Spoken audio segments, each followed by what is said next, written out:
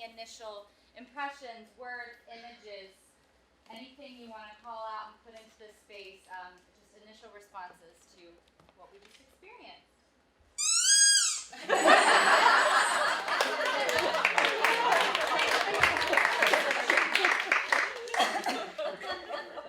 Playfulness. It's like the whole gamut of relationships, both individually and collectively.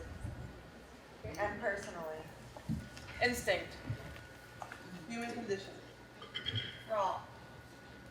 Society's pressures. Domestic violence. Struggle. Adaption. Competition. Dante's Inferno. I was thinking the molecular science of cells breaking apart and coming back. I think you did a really good job of framing audience interaction with the very beginning, people understanding even coming in is an interactive experience, and then, you know, people are more willing to blow a whistle if they kind of already understand that. Anything else? That's wonderful. I'm so glad. Yes, Anita. It was interesting the Jenna gave my daughter a piece of meat, and when you got into her face, I grabbed the meat and I protected her. So it's a natural human instinct to protect your life. Like careful mother bear. It's like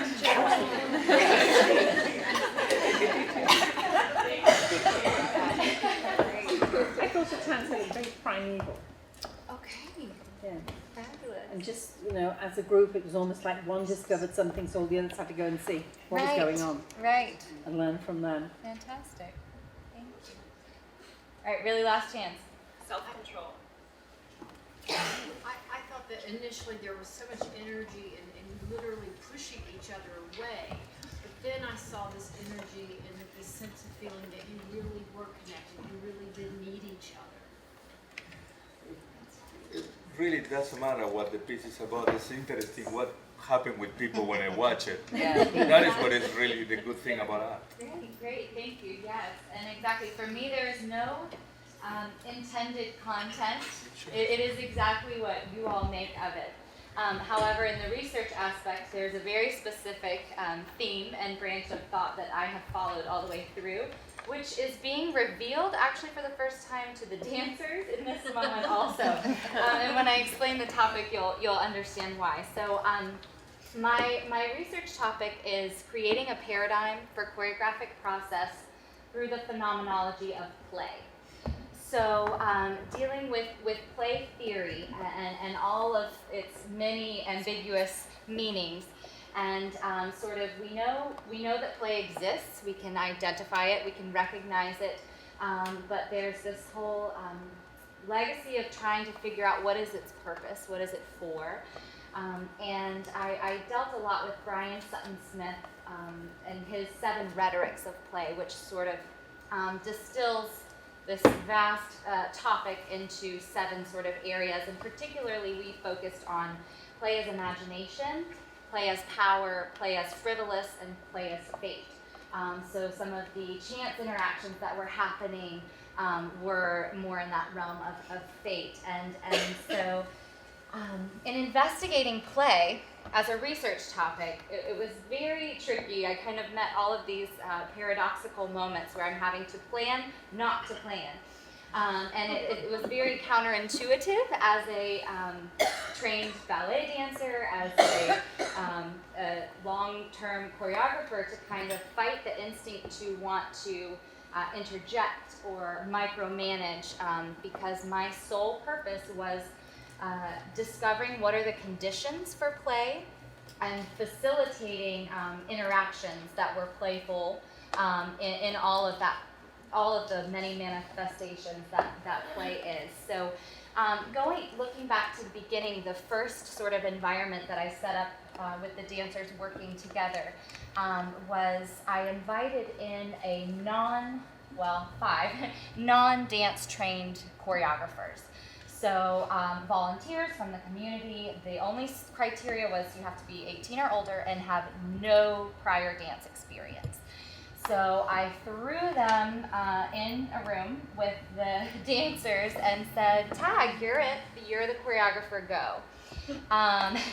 And in those moments, I then just sat back and watched this hour-long interaction take place, and sort of notated how this was affecting the dancers, how this was affecting the lay choreographer, as I have termed them, and then I tried to use this as a teaching ground for myself of how to strip away some of these habits that I have formed being a choreographer in a professional environment. So what could I learn from these very instinctual sort of practices that the lay choreographers were bringing?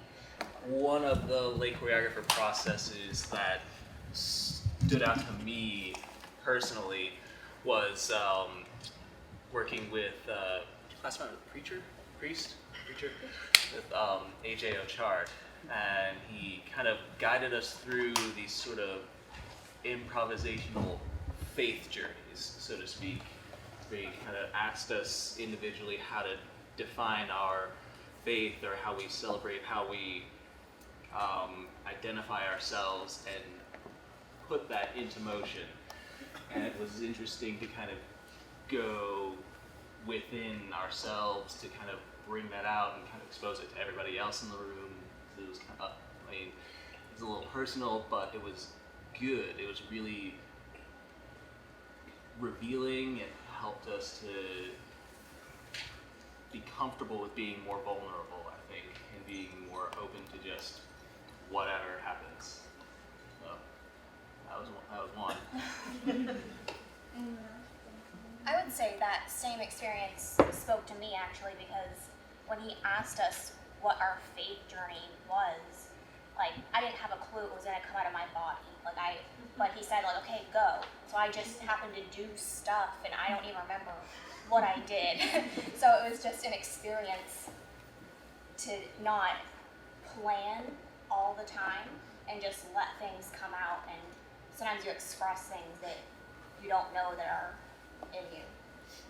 Yes, and what was amazing to watch was how fast it sort of broke down that hierarchical sort of idea of I'm the creator and I tell you what to do, because these people are standing up there vulnerable, saying, what do I do, and turning to the dancers. So I felt that they were much faster at getting these dancers to this open, vulnerable, creative place than I would have maybe had to work a lot harder to get them to be equal collaborators. So that sort of set the tone and sort of framed the remainder of our interactions, and how I would sort of attempt to model our rehearsals going forward is, how do I create this sort of non-judgmental, trusting space?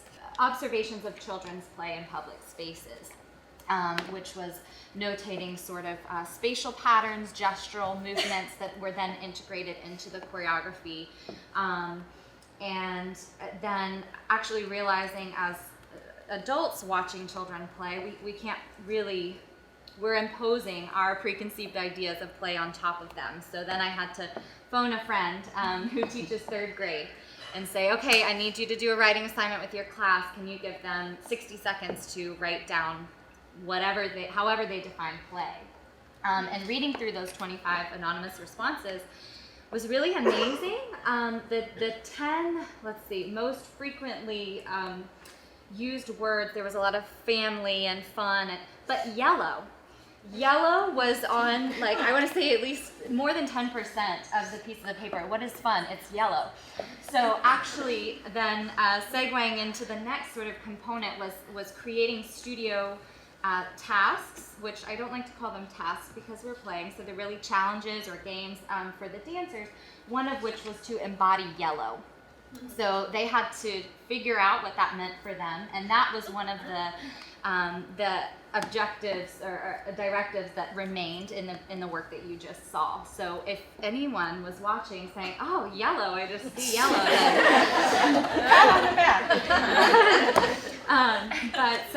so the child sort of watching that stream of consciousness kind of jump and make different connections between different images and words was very helpful in our creative process. And then in the studio, yes, we came and we met and we rehearsed, but for a long time, it was just every time we met, we would do something completely different. And then it would change the next time, and then it would change the next time. And at first I thought I had to do that. I had to keep the rules constantly changing. Then I sort of realized there's a certain trust that has to develop, a certain comfortability that the dancers have to feel in order to really play. And the reason I couldn't divulge to them to play is because then they wouldn't. You sit someone down and say, play, nothing is going to happen. So it was very tricky in sort of attempting to mask my language and sort of not make them feel like they needed to play, but just set up the conditions that would invite it, hopefully. And so then we sort of, I realized I can't be constantly changing their environment over and over. But then I realized if I kept the rules the same for too long, they would look for shortcuts. And they would like, oh, now you get to be on center because I'm tired and I don't want to do it anyway. So had to find that balance, and the overall framework sort of reflects that balance between order and chaos, that sort of negotiation of extreme freedom and extreme form, and how those two can be interwoven together and not exist separately, but exist quite holistically and harmoniously. So when they had the reaction to the different sounds, Yes. that was their reaction, not a choreographed reaction. Okay, so yes, that, which by the way, this was really our first time having more than one sound introduced at a time. So they did have general responses. So they had those choreographed cues. However, any movement or any other choices were their own. And then, they had the option to just start ignoring you all. In the beginning, when they were fighting for the mark, what did you tell them to do that made them do that? I think I originally put a dot on the floor, and I said, okay, you gotta stand on this, and when you get knocked off, that's it. Like, the floor is lava, you're done. I love the way at the end the light was left there. And it was like, okay, are they fighting for the light? Or are they wanting to be front and center? And just provoked a lot of thought in me. Oh, wonderful.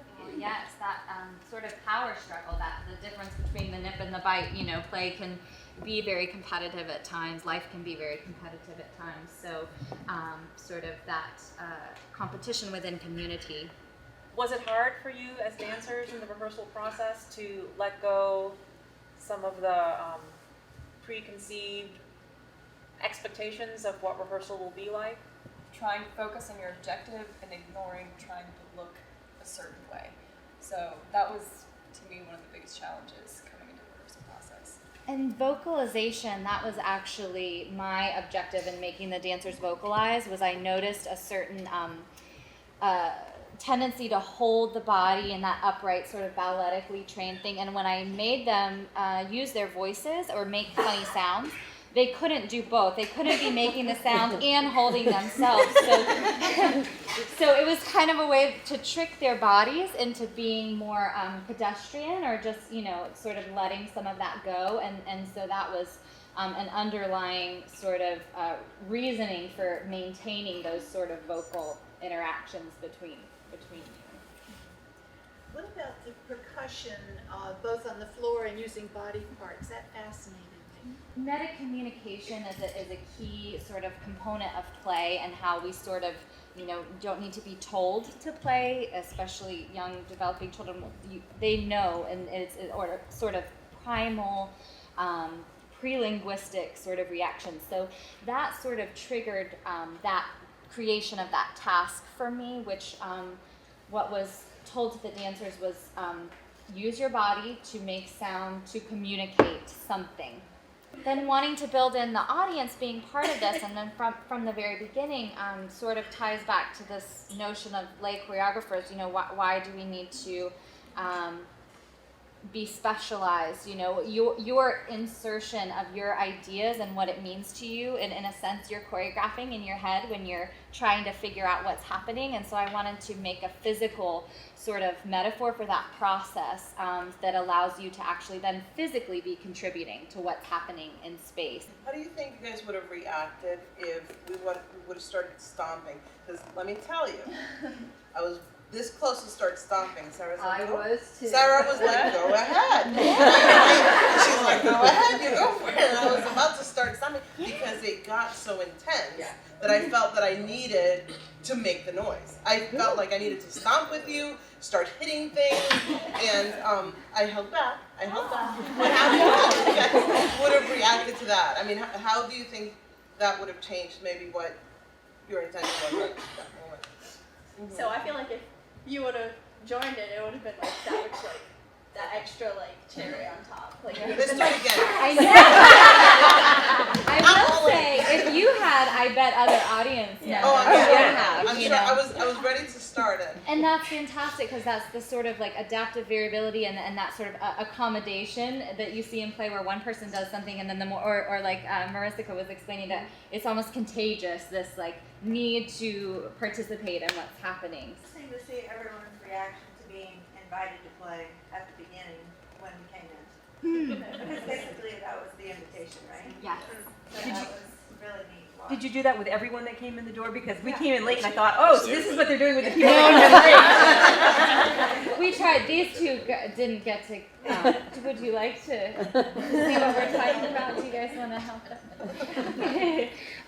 But I'm glad, and thank you for being so open and participating in that. I know that can be a sort of strange thing, but I love how everyone seemed really open and exploring with the dancers, so that was fun. I think it was them that drew us in, because when she was doing, she maintained eye contact with me, and you know, she had that little smile that told me, you're okay. Meta communication. I tried. With all the play and the games and the exploration, how did you then form the structure of the performance? Right. So looking at the choreographic event itself and sort of deciding how I wanted the audience to enter the space and how we would sort of frame each section, honestly, it's a work in progress to this very moment. I mean, to our one run through earlier this afternoon, I changes were made, adjustments were felt. So, and I think that the nature of play is it's sort of impeded upon from the outside. It's like time ran out.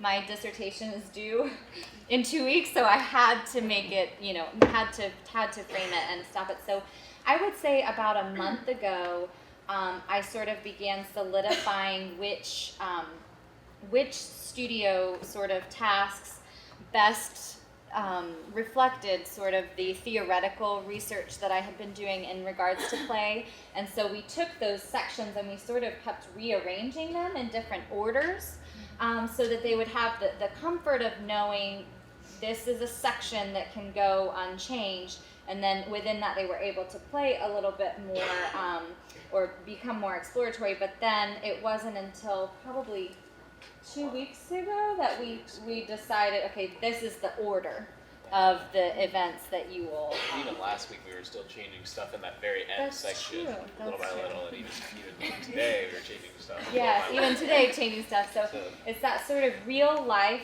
negotiation of a task versus it's a real lived experience versus just the idea of we're just presenting something to you. We're actually living something for you.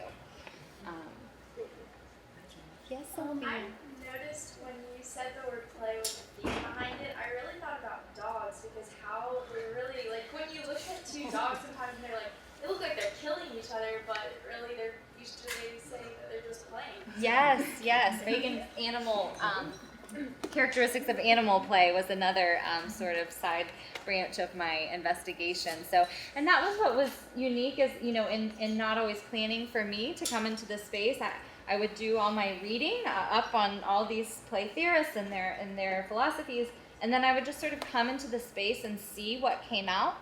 Then it wasn't until later when I would reflect and find the connections between, oh, what I did clearly related to what I had read, clearly related to this dancer. So it's very much a process of being in the now. And as a perpetual planner and type A OCD kind of person, it was a really helpful exercise for me to have to learn to be okay and be comfortable in the not knowing, and know that it will become, and that you can pursue a path that you've planned out and it will get you to a result. And you can also play and play and play and play and it gets you to a result one day anyways. So that was sort of nice to sort of see the opposite extremes and now try to find where that balance will be. When you were in rehearsal, did you give yourself a plot line to follow in your head? When you were rehearsing, did you give yourself a story?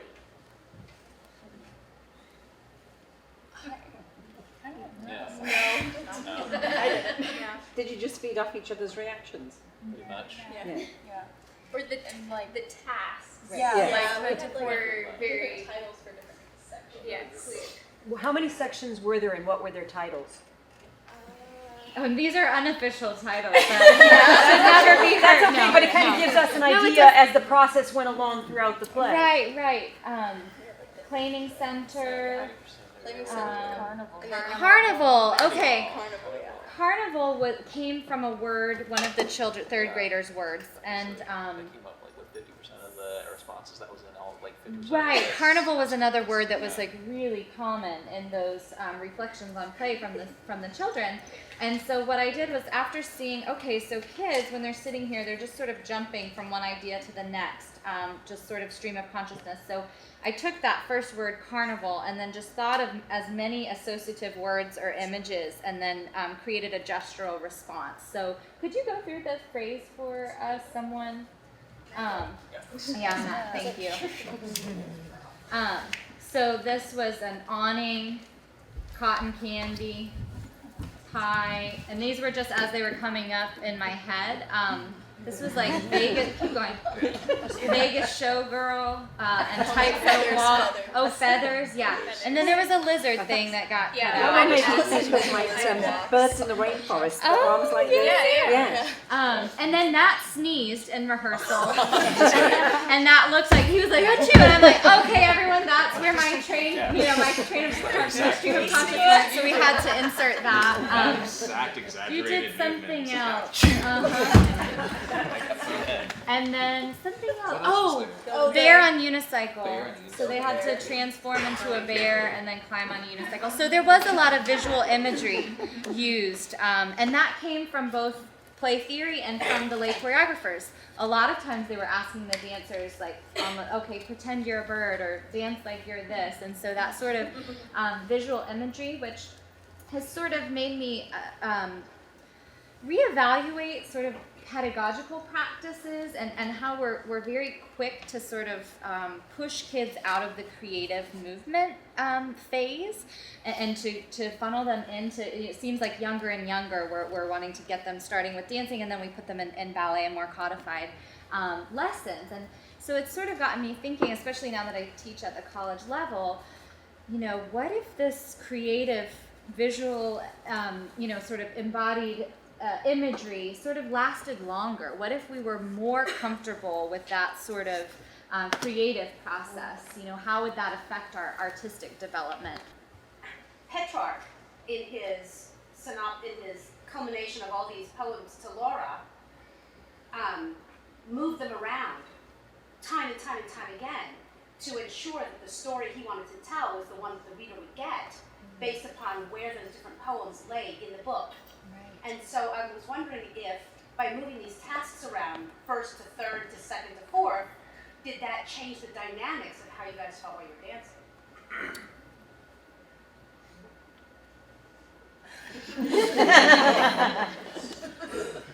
Good question.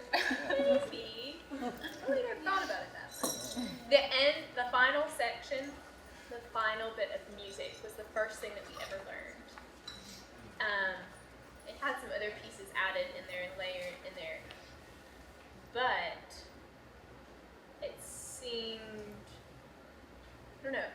place to go at the end. It was a place where we all ended. We all began together and we all ended together. Yeah, very nice, like, bookends. But I never thought about it that way until now.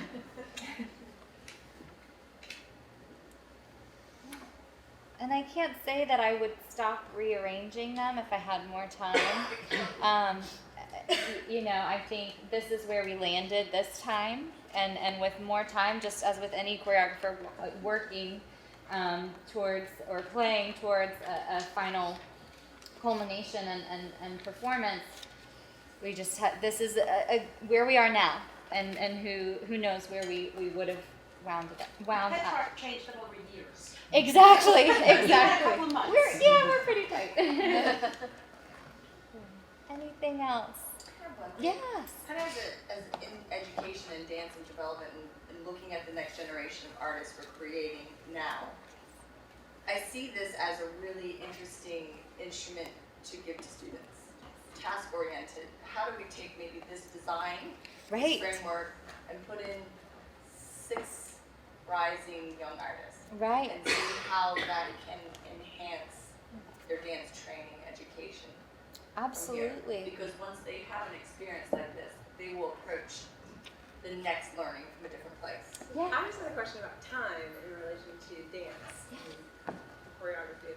You know, how you decided how much time would be spent on each motion or what you were going to do. Because time is in a box, right? You can, and then with play, no one ever wants to stop. Right. And then at the end they all walked out and left. So when did they, you know, how did you incorporate time with? Yes, and time was very much in their control. This night could have lasted a whole lot longer. The music was set, they had no musical landmarks. They had no no counts, no set, anything. If the music ran out and we just keep going, that's what happens. The music was really just to sort of make you all feel more comfortable, make the dancers some sense of familiarity. But as far as, so the duration was pretty much left in your court. And again, the end, sort of how does play end, I didn't want to be the one that determined that. So the directive there was when you're done, you find a reason, something that pulls you out, and then you're done. So the objective was more to see how you can take out of the dancers than actually do a presentation. The presentation was a result of the work that you have to do with dancers and how the dancer is going to react to a non-choreographer, how it's going to react to non-music.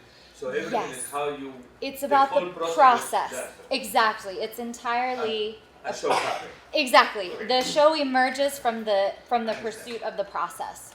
Yes, exactly. That's a great way to put it. Thank you. So yes, exactly. I at no point did I have a end result, a future end result in mind. I never allowed myself to do that. So basically, if we do this show right now again, it's going to be completely different. Yes. So it was very fluid, like a child having a pile of sand and taking a bucket of water and pouring it down and watching the way the water trickles down in the paths that it makes. Right. Beautiful. Thank you. Thanks, Erna. Madeline. Yes. From a parental point of view, the question on time. Yes. Framing light. It's when it gets dark and the dinner bell rings. Exactly. Yes. That's when play ends. Yes. Very true. Very true. Yes. And you said you didn't really have an end, but for me, the end was totally opposite to the beginning. At the beginning, they were pushing each other to get into the line, but at the end, it was like they didn't want to let each other go. So that, to me, that was a conclusion. Oh, good. Even though that's not how you set it. Right. Good. I mean, that's great. Yeah. Thank you. Fascinating. Beautiful, Madeline. Thank you. No, it's easy.